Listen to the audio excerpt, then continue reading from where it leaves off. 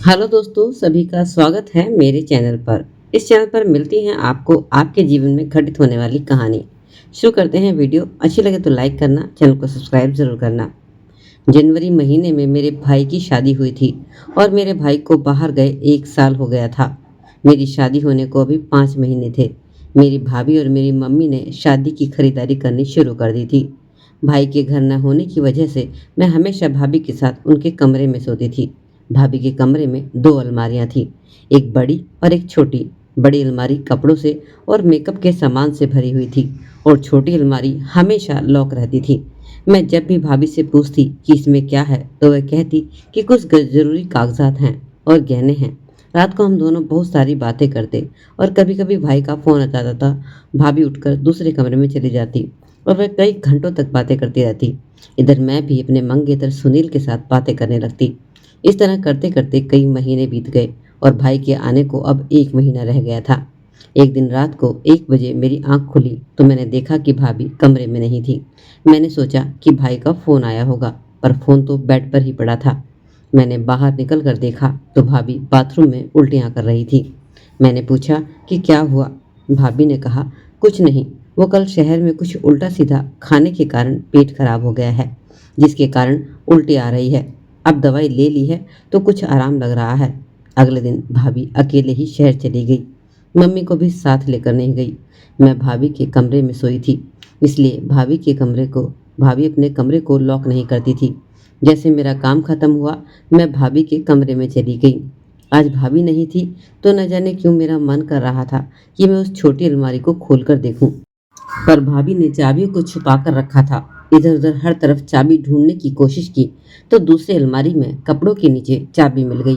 मैंने खोलकर देखा तो उसमें गहने और कुछ कागज पड़े हुए थे और साथ में ही कुछ दवाइयाँ थी जिनकी मैंने फ़ोन में फ़ोटो खींच ली थी और अलमारी बंद करके चाबियों को वहीं पर रख दिया।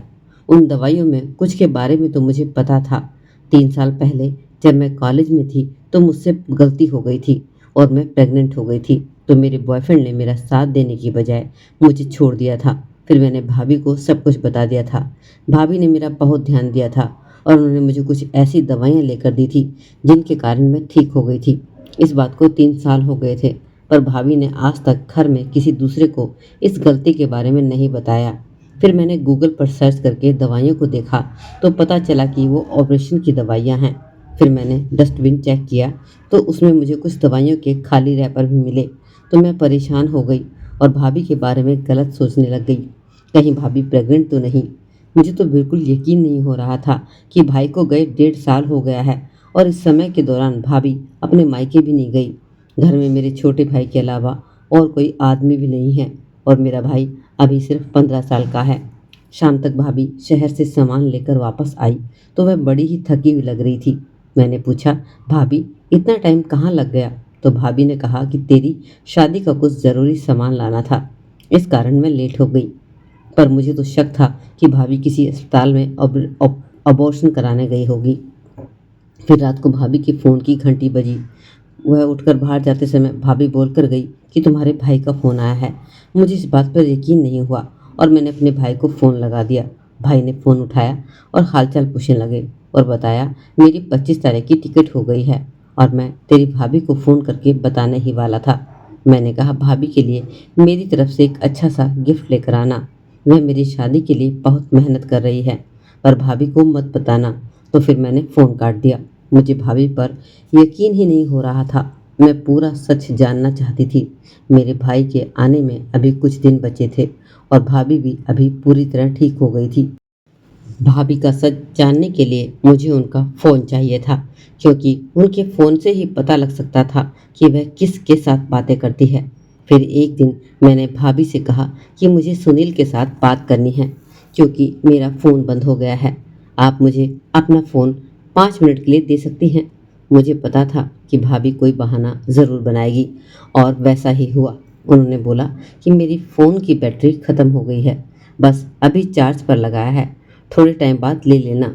मुझको सब्र नहीं हो रहा था और मैं अपने भाई के आने से पहले सब कुछ पता करना चाहती थी। आज मेरी मम्मी और भाभी बाजार गए हुए थे। फिर मैंने छोटी अलमारी खोलकर उसको अच्छे तरीके से देखने की कोशिश की तो फाइलों के नीचे एक फ़ोटो पड़ी मिली। जिसको देखकर तो मेरे पैरों तले ज़मीन ही उड़ गई। यह मेरे मंगेतर सुनील और भाभी की फ़ोटो थी। देखकर मैं हैरान रह गई कि मेरे भाई के साथ इतना बड़ा धोखा हो रहा है और मेरे साथ भी। जिस लड़के के साथ मेरी शादी होने वाली है वह मेरी भाभी का आशिक है और भाभी रात को उसके साथ ही बातें करती है। यह सब सोचकर मेरे तो होश ठिकाने पर ही नहीं रहे। मुझे लगा कि वह घर में इन बातों को सबको बता देना चाहिए ताकि मेरी ज़िंदगी बर्बाद होने से बच जाए और मेरे भाई को भी इससे छुटकारा मिल जाए। फिर मैंने उसे फ़ोटो को अपने फ़ोन में ही खींच लिया और अलमारी बंद कर दी और सोचा कि भाई को फ़ोटो सेंड कर देती हूँ। पर फिर मैं रुक गई। सोचा भाई के आने के बाद ही सबके सामने बैठकर सब कुछ बताऊंगी। मुझसे ये बर्दाश्त नहीं हो रहा था कि मेरा रिश्ता भाभी ने ही करवाया था। अपनी किसी दूर के रिश्तेदारी में सुनील भाभी का बॉयफ्रेंड था जिसके साथ भाभी की शादी नहीं हो पाई थी और अपने इस अफेयर को कायम करने के लिए मेरा रिश्ता करवा दिया कि किसी को शक ना हो। मैं अब किसी तरह सुनील जैसे धोखेबाज के साथ बात नहीं कर सकती थी और मैंने अपना फ़ोन बंद कर दिया। भाभी जब शाम को बाजार से वापस आई तो कहने लगी, देख तेरे लिए नया सूट लेकर आई हूँ, तुझे पसंद है? मैं बिना कोई जवाब दिए गुस्से में उठकर किचन में चली गई। भाभी भी मेरे पीछे आ गई और बोली कि तेरा फ़ोन बंद क्यों था? सुनील मुझे फ़ोन कर रहा था। मैं तो गुस्से पे काबू न रख पाई और मैंने अपना फ़ोन ऑन करके अलमारी वाली फ़ोटो भाभी के सामने रख दी और कहा कि कल भाई को आने दो, फिर तुम दोनों की जो आशिकी का भांडा है फूट जाएगा। सबके सामने तुम्हारी पोल खोलूंगी, किसी के आगे मुंह दिखाने के लायक नहीं रहोगे। यह सुनकर भाभी का रंग उड़ गया और मैं वापस कमरे में चली गई। पीछे भाभी आ गई और बोली, एक मिनट मेरी बात सुन ले, यह पूरा सच नहीं है। उसके बाद जो मर्जी आए कर लेना। सुनील और मैं बचपन के दोस्त हैं, साथ में स्कूल में पढ़ते थे। हम एक दूसरे को पसंद भी करते थे, पर हमारी शादी नहीं हो सकी थी। मेरी शादी तुम्हारे भाई के साथ हो गई। उसके बाद मैंने और सुनील ने एक दूसरे से कभी बात नहीं की। एक साल पहले ही मुझे अचानक बाजार में सुनील मिला तो पता चला कि उसकी शादी नहीं हुई है और उसको शादी के लिए कोई अच्छी लड़की नहीं मिल रही। तो मैंने उसके साथ तुम्हारी शादी के लिए बात की तो उनका परिवार इस रिश्ते के लिए मान गया। यह सुनकर मेरा थोड़ा गुस्सा शांत हुआ और मैंने कहा, मेरा रिश्ता आपने इसलिए करवाया कि तुम दोनों की आशिकी का पता किसी को ना पता चले। आप लोगों को तो मेरी शादी तक की भी नहीं रुक गया, पहले ही प्रेग्नेंट हो गई। अलमारी में मुझे अबॉर्शन वाली रिपोर्ट भी मिली, मेरे फ़ोन में उसकी फ़ोटो भी है, देखो। भाभी बोली, तो किस तरह की बकवास कर रही है? यह दवाइयाँ 3 साल पुरानी हैं, डेट तो चेक कर लेती। मैंने अलमारी में छुपा कर रखी थी।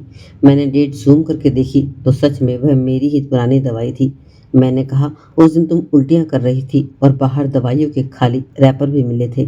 तो भाभी बोली कि वह पेट दर्द की दवाइयाँ थी, जो रैपर था उसको चेक कर लेती तो सच्ची पेट दर्द की ही दवाइयाँ हैं, पता चल जाता। मैं थोड़ी दर्द और शर्म महसूस कर रही थी। मैंने उनकी और सुनील की फ़ोटो के बारे में पूछा तो बोली कि वह मेरी और सुनील की फ़ोटो है, जब कॉलेज के आखिरी दिन हम अलग हुए थे और तुम्हारे रिश्ते के टाइम तुम्हारे भाई को यही वाली सुनील की फ़ोटो मैंने दिखाई थी और अपनी शादी से पहले ही तुम्हारे भाई को सुनील के बारे में सब कुछ सच बता दिया था। सुनील बहुत अच्छा लड़का है और मेरी शादी के बाद उसने मुझे कभी भी मिलने की कोशिश नहीं की और वह मुझे सिर्फ अपनी एक दोस्त समझता है। मेरा एक आखिरी सवाल बाकी था कि उस दिन तुम मेरे भाई के साथ बात नहीं कर रही थी। जब मैंने उनको फ़ोन किया तो उन्होंने एक ही मिनट में फ़ोन उठा लिया था।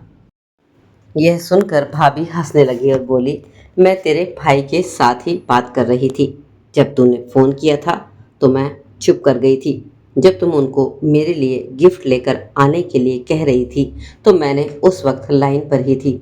मगर यकीन नहीं हो तो अपने भाई से फ़ोन करके पूछ लो। यह सब सुनकर मैं बहुत शर्मिंदगी महसूस कर रही थी और भाभी से नज़रें नहीं मिला पा रही थी। मैंने उनके बारे में कितना गलत सोचा। मुझे अपनी गलती का एहसास अपने आप हो गया था। मैंने अपनी भाभी से माफ़ी मांगी और भाभी ने मुझे अपने गले से लगा लिया और बोली, सुनील के साथ बात कर लो, वह परेशान हो रहा है। कई बार आंखों से देखा भी सच नहीं होता, इसलिए पूरा सच जान बिना भी कोई फैसला नहीं लेना चाहिए और अपना शक दूर करने के लिए उस व्यक्ति के साथ सीधी बात कर लेनी चाहिए। दोस्तों, कहानी अच्छी लगी तो प्लीज़ चैनल को लाइक और सब्सक्राइब करना ना भूलें। धन्यवाद।